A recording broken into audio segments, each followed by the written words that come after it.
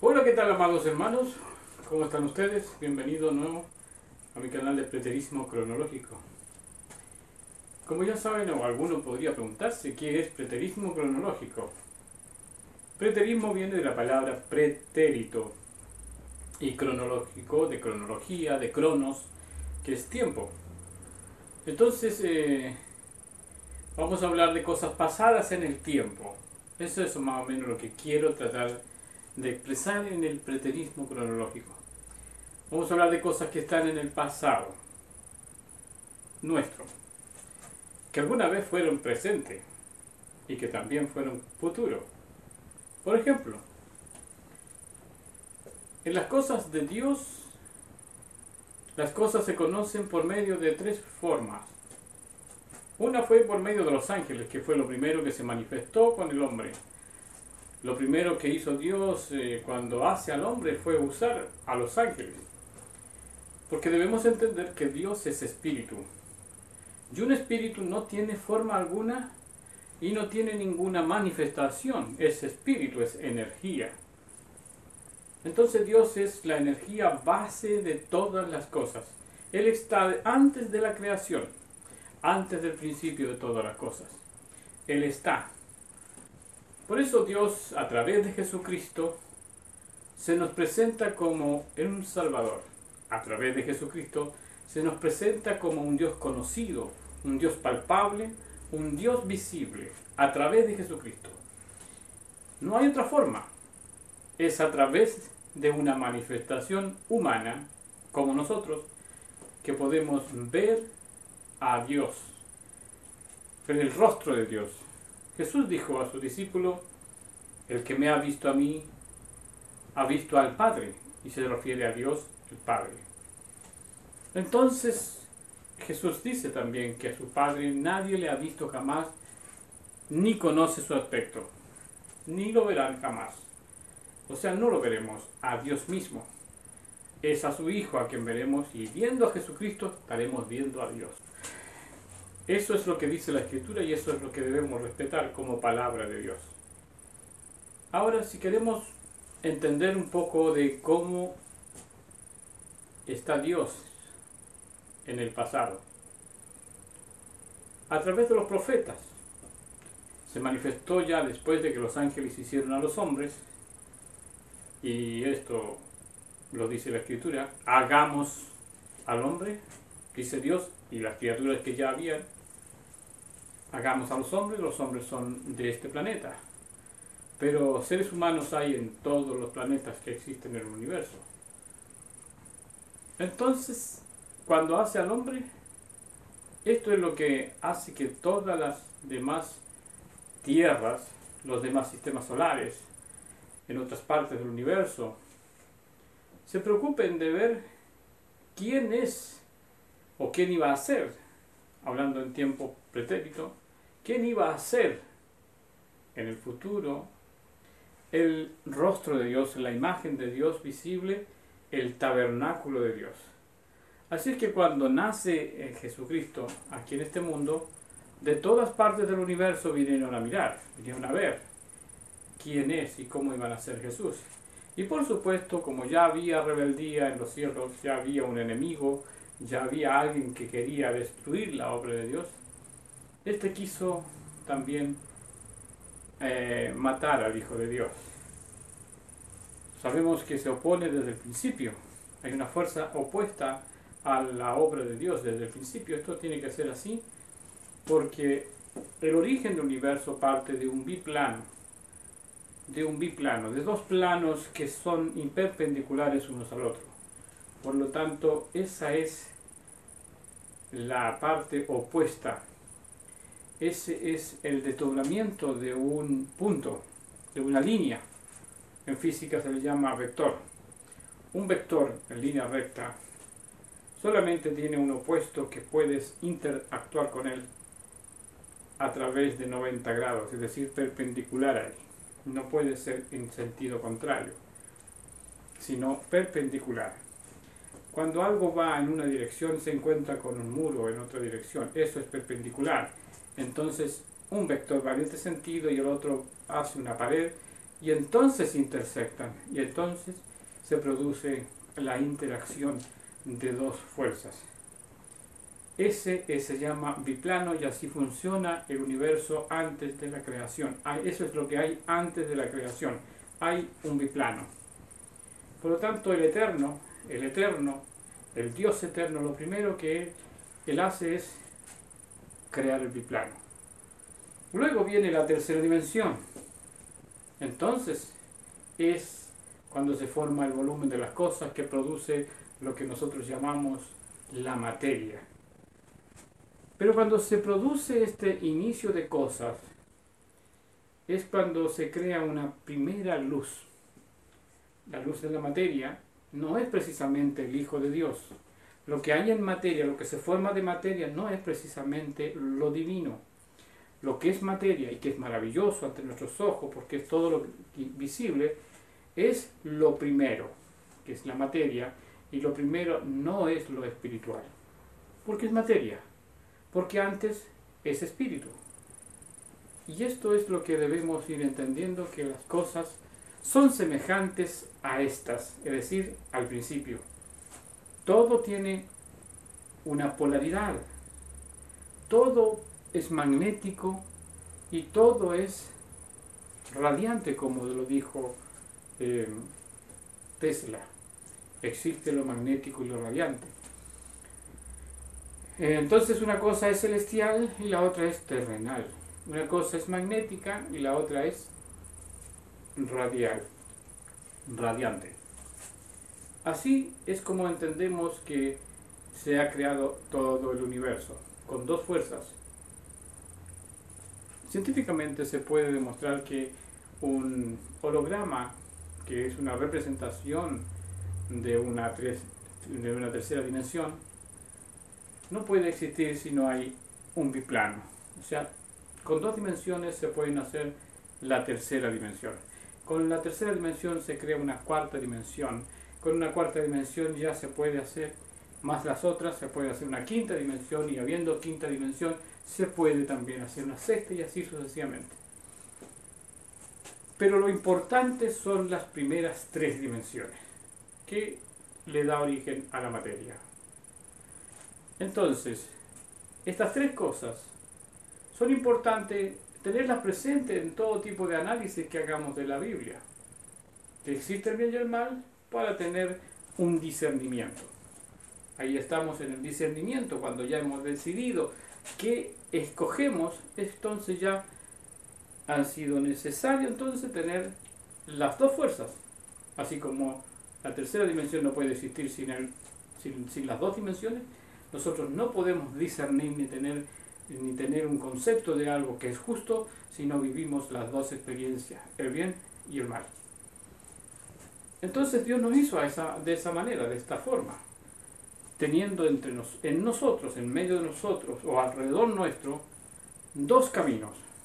Y debemos saber escoger cuál de los dos es el que nos conviene. Para eso tenemos que tener conciencia, sabiduría e inteligencia. La conciencia reúne todo eso, reúne los requisitos, es su tarea. La conciencia es inteligencia, conocimiento, sabiduría. En base a la experiencia. Por eso lo llamamos que es un conocimiento empírico, porque está basado en la observación y la experiencia.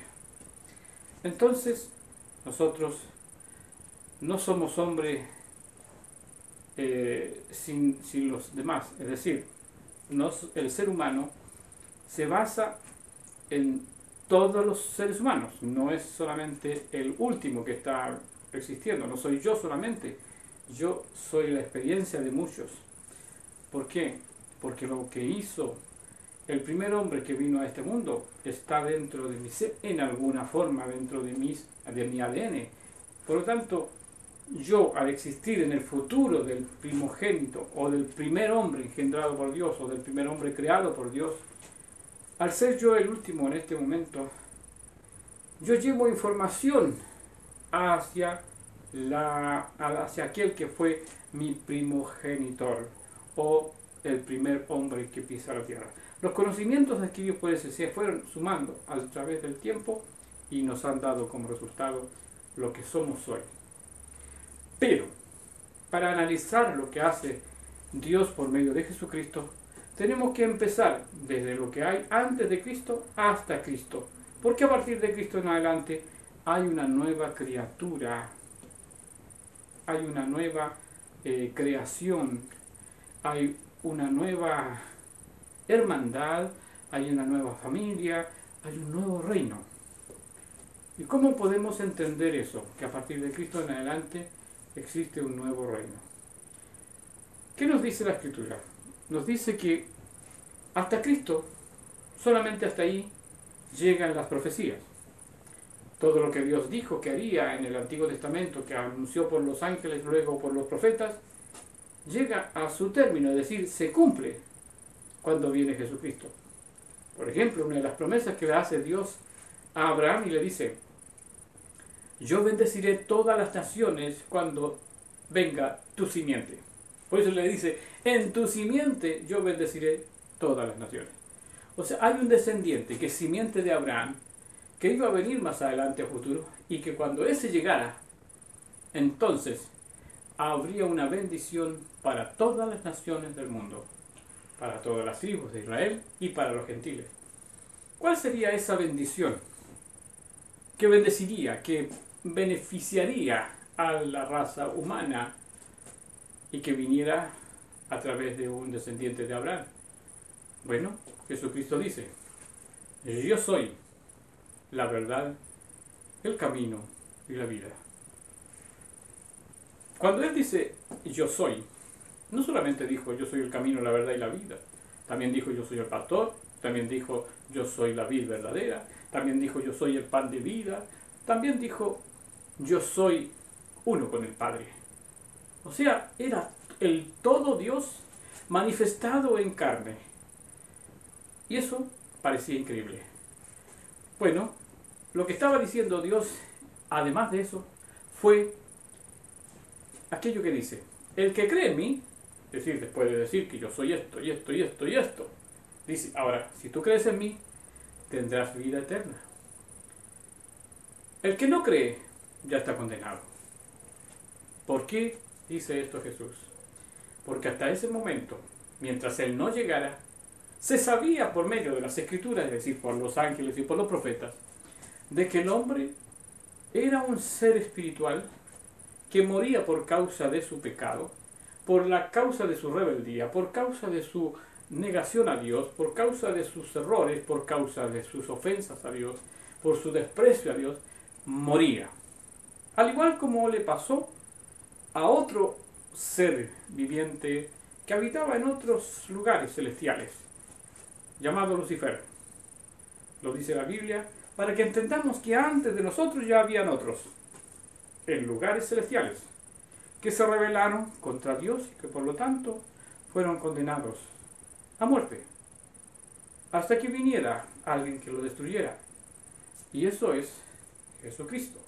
Jesucristo vino para quitarle el reino y lo destrona a Satanás, quien vivía como la luz hermosa del universo, como la luz que le daba todas las cosas. Ahora Jesús le quita el reino. Una luz vence a la otra luz. Por ejemplo, hay una luz ultravioleta y una luz infrarroja. Hay dos luces, pero una vence a la otra. Una tiene más poder que la otra. Hay dos fuerzas. Hay fuerza gravitacional y hay fuerza antigravitacional. Entonces la antigravitación vence a la otra. No tiene fuerza sobre ella, sino que se mueve en la gravitación para todos lados, la fuerza antigravitatoria. En cambio, la fuerza de gravedad solo empuja. La luz empuja. Y cuando la luz viene de todos lados, se empuja para concentrar. Hay un punto donde se concentra la luz. Y es la oscuridad, es la tiniebla. Bien, entonces, ¿qué podemos entender después de escuchar todo esto?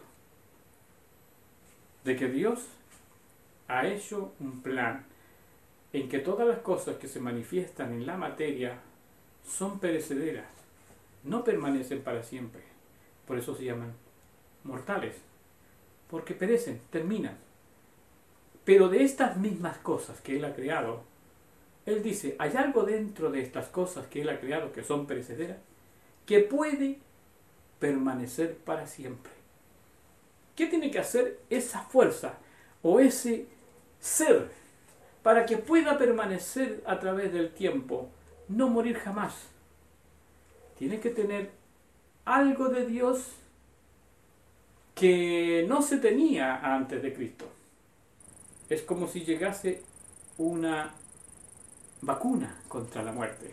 Jesucristo es como una vacuna. No existía, todos morían, pero ahora esta vacuna toca al individuo y el individuo se convierte en un ser eterno, un ser que nunca muere.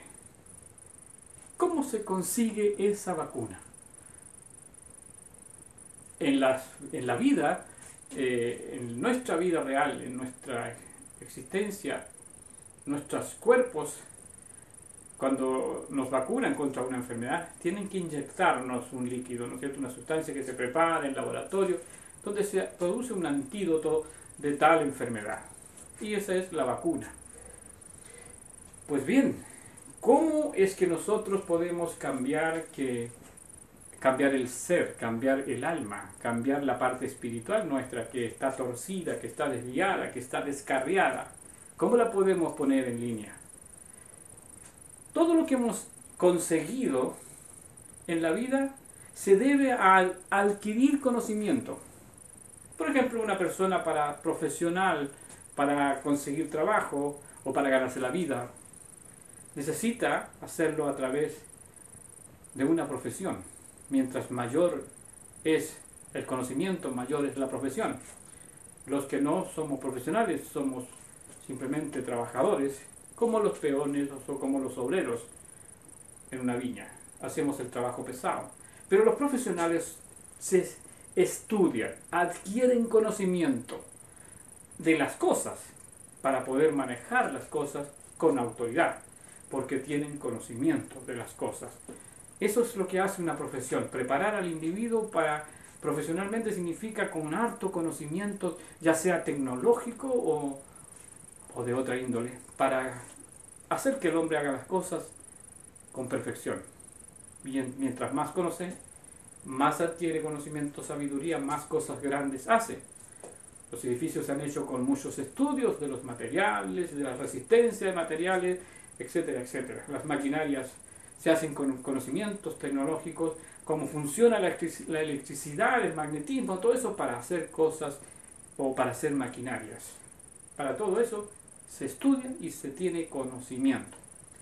De esta misma manera, o de esta manera semejante, es que nosotros adquirimos el conocimiento de las cosas eternas que van en función de nuestra salvación, es decir, de nuestra resurrección, ya que estamos muertos por causa de haber fallado a Dios. Necesitamos conocimiento de cosas espirituales, conocimiento de cosas misteriosas, o que eran misteriosas hasta la llegada de Jesucristo. ¿Cómo podía un hombre saltar a vida eterna, pasar de muerte a vida? Pues a eso vino Jesús, a decir que toda la sabiduría y el conocimiento adquirido por todos los hombres se puede tener de una manera muy casi mágica con el solo hecho de creer en su nombre.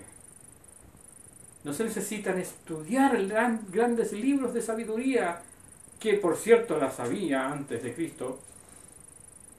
No se necesita eso, tener un cerebro, una capacidad mental, sino que simplemente tú tocas y te contactas con aquel que es la sabiduría, con aquel que es la luz del mundo, con aquel que es el amor, con aquel que es la paz, con aquel que es la misericordia, hecha carne, y entonces adquieres por contacto,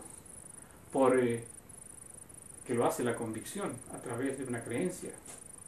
Esto es creer en Cristo. ¿Crees que Jesús tiene el poder para regenerarte? Y lo aceptas, y en ese instante entra la regeneración en ti. ¿Crees que Jesucristo tiene poder para resucitarte? Entonces la resurrección entra en ti. Tienes la información. Tienes tú la fe para aceptar que Jesucristo es la vida eterna. Te contactas con Él en el momento en que crees. Y entonces el Espíritu, porque es una energía, te toca y te da vida eterna. Entonces a partir de ese momento de que tú crees, eres salvo de la muerte, de la ignorancia. Pasas de muerte a vida, pasas de tinieblas a luz. Pasas de no saber a saber para dónde vas.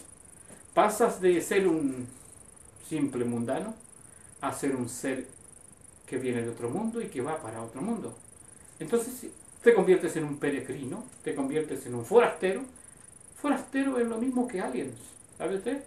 Bueno, te conviertes en un alienígena, o sea, en un extranjero en este mundo. Y caminas por este mundo, pero no eres de este mundo. Lo dice la Biblia de esa manera. Entonces, es fundamental entender que sin fe es imposible agradar a Dios. Sin creer, cualquiera sea las cosas que tú quieras adquirir como conocimiento, si no crees, el conocimiento rebota y no te llega y no cambias. No cambias tu manera de pensar, no cambia tu conciencia ni nada. Bien, yo iba a hacer esto, o sea, tengo acá una pantalla donde yo puedo usarla como pizarrón para hacer un esquema de las cosas que son, de dónde están ubicadas en el tiempo. Por ejemplo, yo necesito que usted entienda que en la línea del tiempo hay un punto medio, un punto central en que las cosas marcan el pasado y el futuro, y nosotros nos tenemos que ubicar en esa línea cronológica para poder entender cómo han ido sucediendo a través del tiempo los cambios que Dios ha hecho. Y por eso es que necesito hacer una línea recta, que simbólicamente es una representación del tiempo, porque entendemos que el tiempo va en una sola dirección. Esto es como un vector. Pero el vector no dice nada si no es provocado por una interferencia. Es ahí cuando se dice, aquí hay un tiempo. Que es lo que hay ahí antes de y después de ese punto que interfiere. Por ejemplo, esta línea no dice nada cuando está vacía. Sabemos que tiene un origen. El principio de la creación, la Biblia dice, creó Dios los cielos y la tierra en el principio. Quiere decir que Dios está antes. Aquí ya existe Dios. Está antes de la creación. Ya existe Dios. Por eso Él dice, es el primero y el último, el que ha de venir y el postrero. Él no tiene entonces línea de tiempo. Porque si está antes de la creación, es la creación la que tiene tiempo. Pero es por los sucesos que van a acontecer en ella, en el tiempo. No es nada si no hay quien lo interfiera. Entonces, dice Dios, creó Dios los cielos y la tierra. Luego, crea las aves, crea las cosas que hay, las aguas. Pero después viene el hombre, el cuarto día crea al hombre, o el quinto día creo que es, crea al hombre. A imagen y semejanza de Dios. ¿Qué significa imagen y semejanza de Dios? No significa que aquí hay una imagen y el hombre es igual a esa imagen, sino que imagen es una copia en cierta medida, una cosa que funciona, que se mueve de la forma como se mueve Dios. Para yo conocer a Dios, tengo que conocerme yo también. Tengo que mirarme yo y ver cómo yo funciono para poder decir, así funciona Dios, porque Él está hecho a mi imagen y semejanza. Entonces, ¿quién me dice lo que soy? Ya que yo no me puedo estudiar, no me puedo hacer un estudio de mí mismo.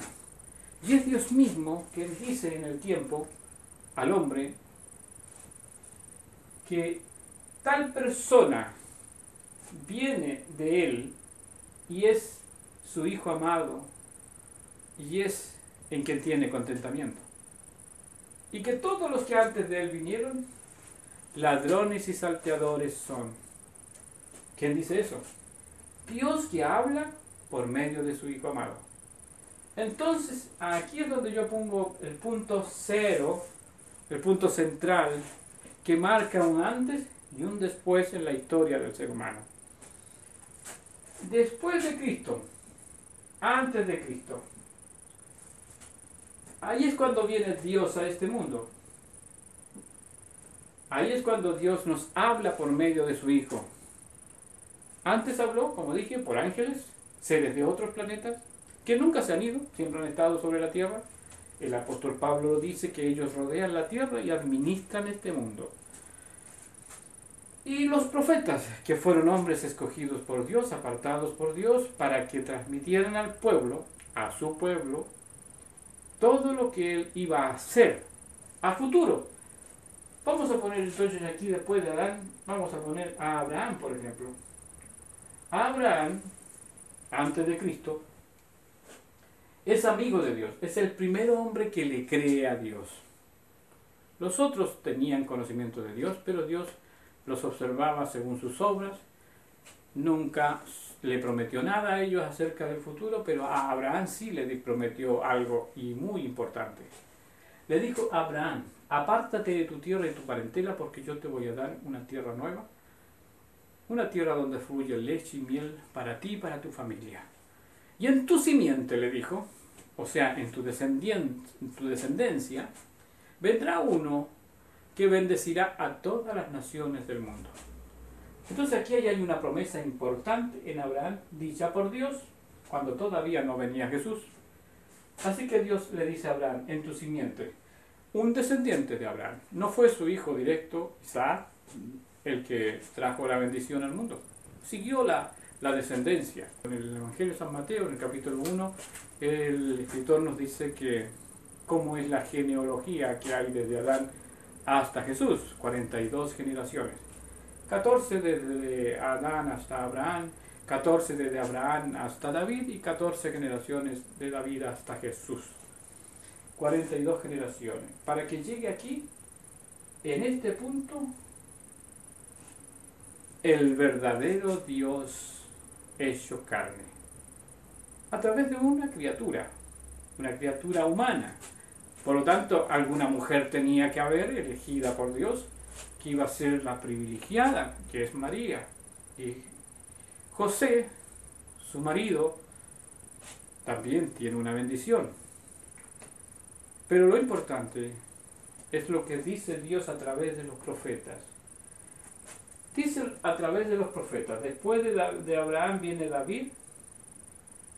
David, como gente importante, como una persona importante, por cuanto él escribe también en sus salmos, maravillosos salmos, prácticamente lo que Jesús iba a hacer cuando viniera a este mundo. Grandes bendiciones para todas las naciones, tal como se lo dijo a Abraham. Después de David tenemos a Daniel. Daniel ya es un profeta más claro con respecto al advenimiento de Cristo y del Mesías que iban a ser aquí en el mundo, porque él dice, por ejemplo, que va a ocurrir en aquel tiempo una resurrección de muertos. Los otros profetas no hablan de resurrección, solamente hablan de vida y de bendición y de salterío, de cosas raras que iban a ocurrir cuando viniera Jesús. Pero a través de Daniel ya se habla de resurrección, de volver a la vida. No solamente las personas que morían aquí en el mismo día, sino desde acá atrás iban a resucitar todos aquí. La resurrección. Y Jesús dice: yo soy la resurrección. Entonces Jesús iba a traer como bendición al mundo y a todas las generaciones la vida eterna. Y para eso había que resucitar. No hay vida eterna si no resucitas. Porque si no resucitas, sigues muerto. Pero la resurrección es sacarte de la muerte. Así que van amarraditas. La resurrección con la vida eterna van amarradas. Si Jesucristo trae, por ejemplo, aquí y dice: yo soy la vida eterna, es la resurrección. Es obvio que es la resurrección. Pero Él lo dijo: yo soy la resurrección. Es obvio que es la vida eterna, porque es para eso que se resucita en este tiempo. ¿Y nosotros dónde estamos? No estamos aquí, menos acá. Nosotros estamos en el futuro de todo esto. Pongámonos el año 2017. aquí estamos nosotros, en el 2017. Entonces quiere decir que han pasado desde Jesús hasta nosotros más de 2000 años en que la promesa dicha por Dios a Abraham, acá, desde Cristo en adelante, la promesa es real. La promesa es una bendición. La promesa es tangible. Se puede palpar, se puede obtener. ¿Cuál es esa promesa? Que hay desde aquí hasta el 2017. Vida eterna. Vida eterna. Vida eterna. ¿Por qué desde aquí? Porque todas las personas que murieron antes de Cristo, ¿dónde iban? Acá. ¿Y qué es lo que estoy representando acá? Bajo tierra. Esto está bajo tierra. Voy a dibujar aquí, por ejemplo, el planeta Tierra. En el centro de la Tierra, ahí iban las almas de las personas que hay, desde Adán hasta Cristo. Todos ellos, nosotros no, porque nosotros estamos en el tiempo de la bendición. ¿Y cuál es la bendición? Vida eterna. Entonces, ¿qué sucedía? Porque aquí no se puede decir qué sucede. ¿Qué sucedía con una persona que moría creyendo en Dios? Aquí, ya sea aquí o acá. O sea, en los días de Abraham, o en los días de David, o en los días de Daniel. ¿Qué sucedía con esas personas? Morían con la fe, morían creyendo en Dios. Pero no creían en Jesucristo porque Jesucristo todavía no había venido al mundo. Entonces, ¿qué vino a hacer Jesús? Vino a decir, primero que nada, predica. Predica 3 años y medio. Predica 3 años y medio. Diciendo en toda su predicación que a partir de esa hora, de ese momento en adelante, los hombres entrarían en el reino de Dios. Por lo tanto, ¿cuándo comienza el reino? Obviamente, a partir desde que Él se presenta en este mundo. Ahí ya está el reino. No había reino hasta entonces. Solo había promesas. El reino comienza con Jesús. Él es rey. ¿Qué hacen los hombres? ¿Qué hace su propio pueblo? No le creen, lo niegan, se ríen, se burlan, se blasfeman contra él, lo matan. ¿Qué dijo Jesús? Padre, perdónalos porque no saben lo que hacen. No saben lo que hacen. No saben lo que están haciendo. Esto es exclusivamente aquí, en este punto. En este punto se producen todas esas cosas, donde Jesús presenta un nuevo sistema de cosas. ¿Han oído ustedes hablar de que hay el nuevo orden mundial? Pues este es un verdadero nuevo orden mundial, el que vino con Jesucristo.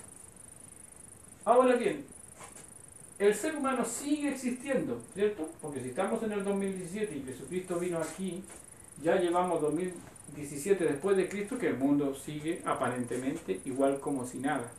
¿Por qué razón todo sigue igual? Y eso lo voy a explicar de otra manera.